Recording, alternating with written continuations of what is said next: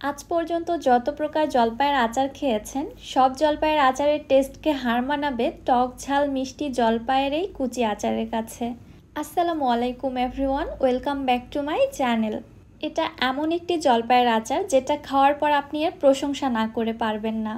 অন্যান্য আচারের তুলনায় এই আচারটা তৈরি করা অনেক বেশি সহজ এবং অল্প উপকরণেই তৈরি করা যায়, তবে খেতে ভীষণই মজা। চলুন কথা না বাড়িয়ে রেসিপি দেখে আসি। বিসমিল্লাহ। আচার বানানোর জন্য এখানে আমি 1 কেজি কাঁচা জলপাই নিয়েছি। জলপাইগুলোকে খুব ভালোভাবে ধুয়ে পরিষ্কার করে এরকম কুচি কুচি করে কেটে নিয়েছি। আমি একটি ছুরির সাহায্যে আপনাদের কেটে দেখাচ্ছি। দেখুন, ঠিক এরকম পাতলা কুচি করে কেটে নিয়েছি। আপনারা বটি দিয়েও কেটে নিতে পারেন, যে যেটাতে কমফর্ট ফিল করেন আর কি। খুবই পাতলা করে কুচি কুচি করে কেটে নিচ্ছি। স্লাইসগুলো কিন্তু খুব একটা বেশি মোটা করছি না, ঠিক এরকমভাবে কেটে নিয়েছি। আপনারা একটু দেখে বুঝে নিন, তাহলেই বুঝতে পারবেন। আর জলপাইগুলোকে এমনভাবে কেটে নিতে হবে, ছুরি বা বটি যেটা দিয়ে কেটে নেন না কেন, ছুরি বা বটিটা জলপাইয়ের আটি বরাবর যেন পৌঁছে যায়, ঠিক এইভাবে কুচি করে নিতে হবে। তাহলে আচারের মধ্যে সকল ধরনের মশলা খুব ভালোভাবে ঢুকতে পারবে।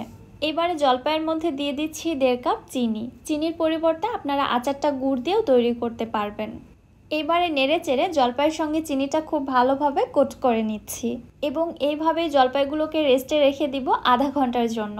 এতে করে যেটা হবে, পরবর্তীতে আচার তৈরি করার সময় জলপাইগুলো আর গলে যাবে না, ঠিক এরকমই আস্ত থাকবে। একটি ঢাকনা দিয়ে ঢেকে রেস্টে রেখে দিচ্ছি। চলে যাচ্ছি আচারের জন্য একটি মশলা তৈরি করতে। চুলায় একটি প্যানে নিচ্ছি প্রায় 8 থেকে 10টি শুকনো মরিচ। এবারে চুলার লো হিটে মরিচটা মুচমুচে হয়ে আসা পর্যন্ত ভেজে নিচ্ছি। মরিচটা যখন ভাজা হয়ে গেছে তখন এর মধ্যে দিয়ে দিচ্ছি 2 টেবিল চামচ 5 ফোড়ন, 1 টেবিল চামচ জিরা, 1 চা চামচ ধনিয়া এবং 1 চা চামচ মৌরি। এবারে সব কিছু নেড়ে চেড়ে চুলার একদম লো হিটে মশলাগুলোকে কিছুক্ষণ টেলে নিচ্ছি। এগুলো অনেক বেশি ভেজে ফেলবো না, জাস্ট মশলার মধ্যে সুন্দর একটা ফ্লেভার আসা পর্যন্ত ভেজে নিতে হবে। যখন সুন্দর একটা ফ্লেভার ছড়িয়েছে তখন মশলাগুলোকে চুলা থেকে নামিয়ে ঠান্ডা করে আধো ভাঙা করে নিব। এদিকে রেস্টে রাখা জলপাই থেকে দেখুন অনেকটাই পানি বের হয়েছে, মানে চিনিটা মেল্ট হয়ে চিনি থেকে পানি বের হয়েছে। আমি কিন্তু এখানে কোনো পানি ব্যবহার করিনি, রেস্টে রাখলেই দেখতে পারবেন চিনি থেকে এরকম পানি ছেড়েছে। চলে যাচ্ছি চুলাতে আচারটা তৈরি করার জন্য। চুলায় একটি প্যানের মধ্যে জলপাইগুলোকে চিনির শিরাসহ এবং চিনি সহ সম্পূর্ণটা এখানে নিয়ে নিচ্ছি। এই আচারে কিন্তু আমি কোনো প্রকার পানি ব্যবহার করব না, নেড়েচেড়ে জাল করে নিচ্ছি সবগুলো চিনি খুব ভালোভাবে মেল্ট হওয়া পর্যন্ত। চিনিটা মেল্ট হয়ে কিন্তু শিরাটা আরও অনেকটাই বেশি হয়ে যাবে। দেখতেই পাচ্ছেন সম্পূর্ণ চিনি গলে গিয়ে অনেকটাই শিরা তৈরি হয়ে গেছে এবং জলপাইয়ের কালারও চেঞ্জ হতে শুরু করেছে। এবার এর মধ্যে দিয়ে দিচ্ছি 1 টেবিল চামচ শুকনা মরিচের গুঁড়া, 1/2 চা চামচ হলুদের গুঁড়া এবং 1 চা চামচ লবণ। লবণ, মরিচ, চিনি এগুলো অবশ্যই আপনারা আপনাদের টেস্ট অনুযায়ী কমিয়ে বাড়িয়ে দিতে পারবেন।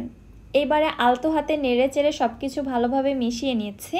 জলপাইগুলো কিন্তু এই পর্যায়ে সেদ্ধ হতে শুরু করেছে, মানে অনেকটাই নরম হয়ে এসেছে।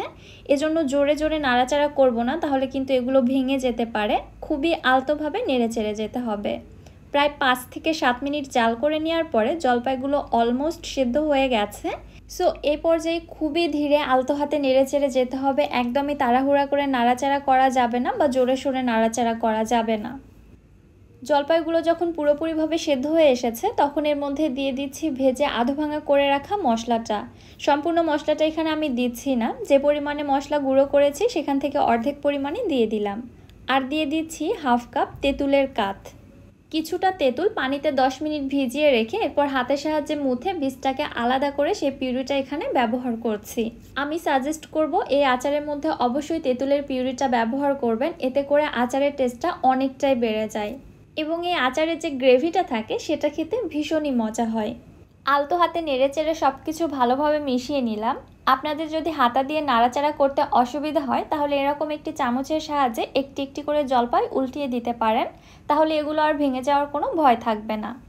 আচারটা রান্না করা প্রায় শেষের দিকে। দেখতে পাচ্ছেন আচারের গ্রেভিটা অনেকটাই ঘন হয়ে এসেছে। এটা অনেক বেশি জাল করে ঘন করে ফেলানো যাবে না, তাহলে আচারটা খেতে ভালো লাগবে না। এই গ্রেভিটা একটু লিকুইড টাইপেরই থাকবে, এটাই খেতে বেশি মজা লাগে। একদম লাস্টের দিকে এসে আচারটা প্যানের তলায় লেগে যেতে পারে, এজন্য প্যানের হাতল ধরে আচারগুলোকে এভাবে দুলিয়ে দিতে হবে যেন প্যানের তলায় লেগে না যায়। আচারগুলো হয়েছে কিনা লাস্ট পর্যায়ে এসে আপনারা একটু ভালোভাবে চেক করে নেবেন। আমার আচারগুলো তৈরি করা একদমই ডান, খুব সুন্দরভাবে সেদ্ধ হয়ে গেছে এবং আচারের মধ্যে খুব ভালোভাবে মশলাটা ঢুকে গেছে। এই আচারটা তৈরি করতে আমার সময় লেগেছে প্রায় 25 থেকে 30 মিনিটের মতো, এর থেকে বেশি সময় লাগবে না। আচারটা তৈরি করা 100% কমপ্লিট। এবারে আচারটা আমি চুলা থেকে নামিয়ে রেখে দিচ্ছি এবং ঠান্ডা হওয়ার পরে আপনাদের সাথে শেয়ার করছি। যে সকল টিপস অ্যান্ড ট্রিক্সগুলো আমি শেয়ার করেছি, আপনারা যদি ওগুলো ফলো করে আচারটা তৈরি করেন, আপনাদের আচারও ঠিক এরকমটাই পারফেক্ট হবে। একটি জলপাইয়ের টুকরো গলে যাবে না বা ভেঙে যাবে না এবং প্রত্যেকটি আচারের ভেতরে হবে রসের টইটম্বুর এবং অনেক বেশি জুসি।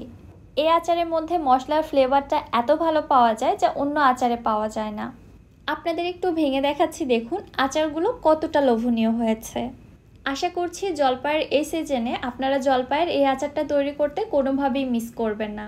অবশ্যই বাসায় ট্রাই করবেন। রেসিপিটি কেমন লাগলো অবশ্যই আমাকে কমেন্ট করে জানাতে ভুলবেন না। আজকের মতো এখানেই বিদায় নিচ্ছি। সবাই ভালো থাকবেন, সুস্থ থাকবেন। আল্লাহ হাফেজ।